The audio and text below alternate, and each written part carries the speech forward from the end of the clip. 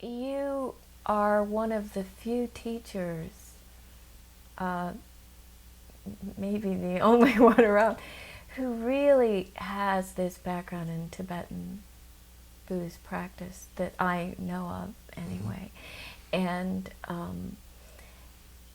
it informs, like in your teaching now, because I know you've, like, you've just given an example of a very practical use of bringing attention or being in attention, I believe is the language you're using in terms of while speaking or walking and coaching executives. But I'm aware of how you're, well, actually, I'm going to ask you about how the Tibetan practice figures into your formulation now. One of the things that drew me to your teaching was when I heard you say, resting in the experience. I had said that to students often to encourage ease, to get rid of efforting, saying, no, just rest, just park, just.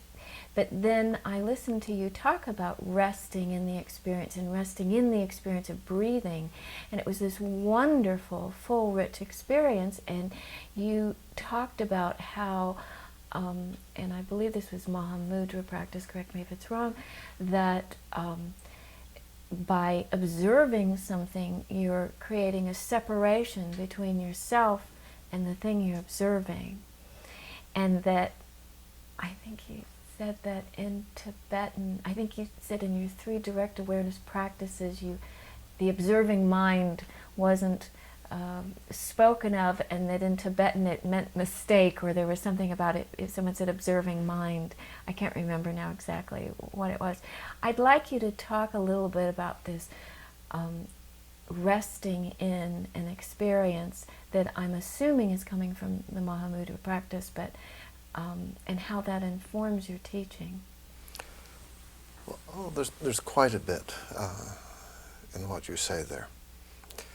I think there are two aspects that we should touch on. One is resting, and one is opening. Now, as you already mentioned, a lot of meditation instruction is given in terms of focus attention on the breath, or observe thoughts, or things like that. And to my mind, that reinforces subject-object. And one of the things that I do is ask people just to take an object and say, focus your attention on it. And it could be your hand, or it could be anything. And just do that for a few moments. And then I say, okay, rest in the experience of that object, say the hand. And as you just noted, there's a very different quality. Resting in the experience, it's more open, it feels more complete, and it also takes less effort. Yeah. And when and people it's more satisfying. Okay. There's I don't know. There's a satisfaction to resting in the breath, for example, as opposed to watching it. Okay. I mean, that's how it is for you? Yeah, okay. That's my thought. Yeah. Okay. Now, the other, and so I found that way of giving instruction very helpful to people, because it immediately starts to break down the subject-object. And I think it's totally in keeping with the traditional definition of mindfulness. In Tibetan and in Sanskrit, and I don't know the Pali, but the word for mindfulness is defined as the mind joining with the object of attention. Mm. And when you rest in the experience, you're just there, then mind and body just relax very naturally. And that takes you into the jhanas and so forth.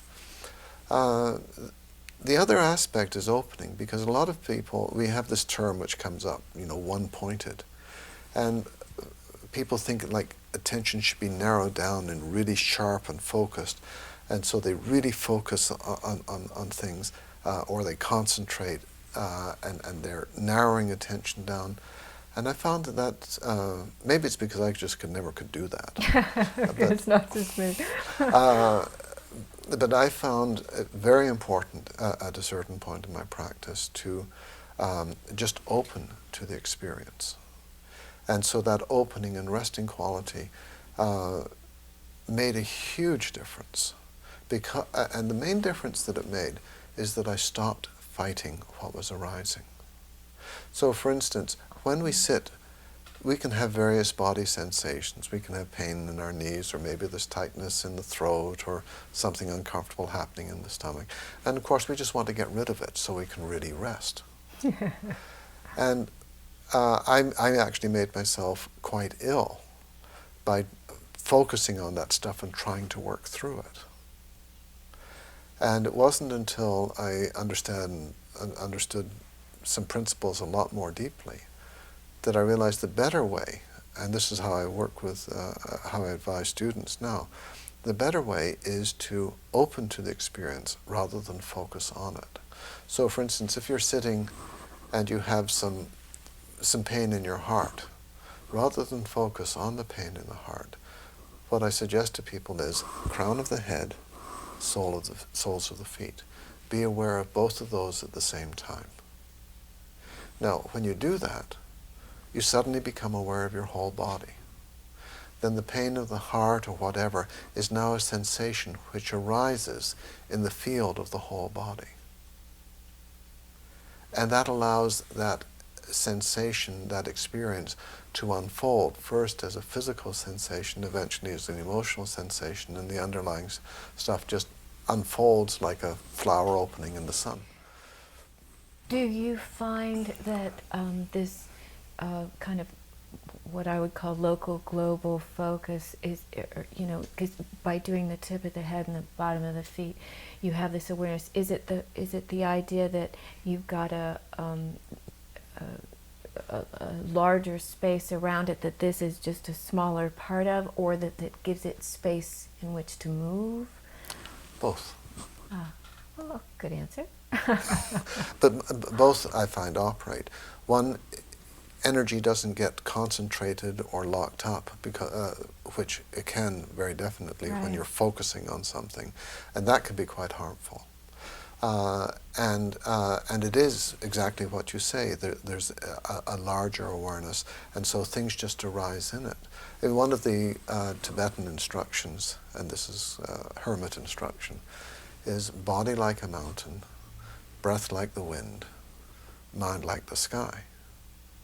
Now, when most people hear body like a mountain, they immediately think of sitting very rigidly. Solid, yes. Yes. But between you and me, how much effort does a mountain exert? I haven't talked to one lately, but yeah.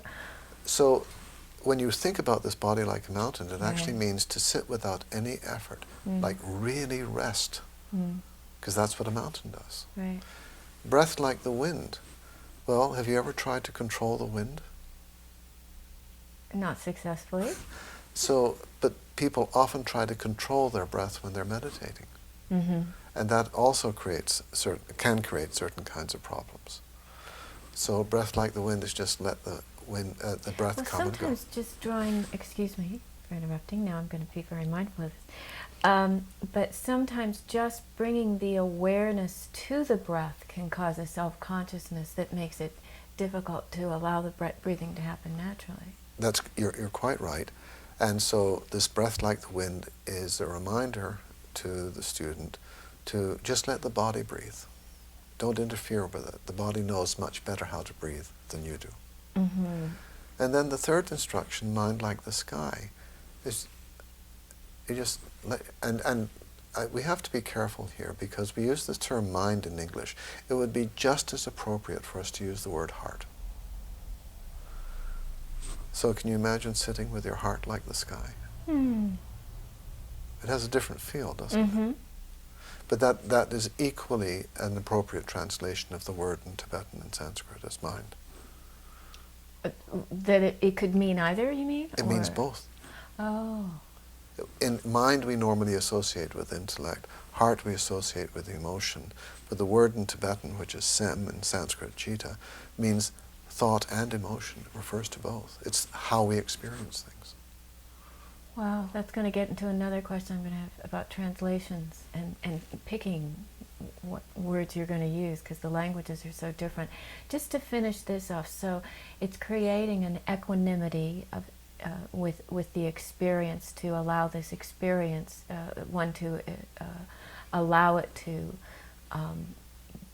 flow, but also there's an acceptance that you're talking about. When you earlier said, I had said resting in the experience, and you also talked about opening to it. You said going into the experience. I'm trying to think of the word you just used earlier that made me wonder if this would be equivalent to what people call merging practice. When you're going into that experience, if that would correlate at all or not when you're talking about moving into it. I'm not familiar with merging practice, but I invite students to let things open to them. And the analogy I use is a flower that's closed. Now, if you try to open that flower, you just end up ripping it apart, of course. But if you let that flower sit in the sun, then the warmth of the sun acts on the flower, and the flower just naturally opens.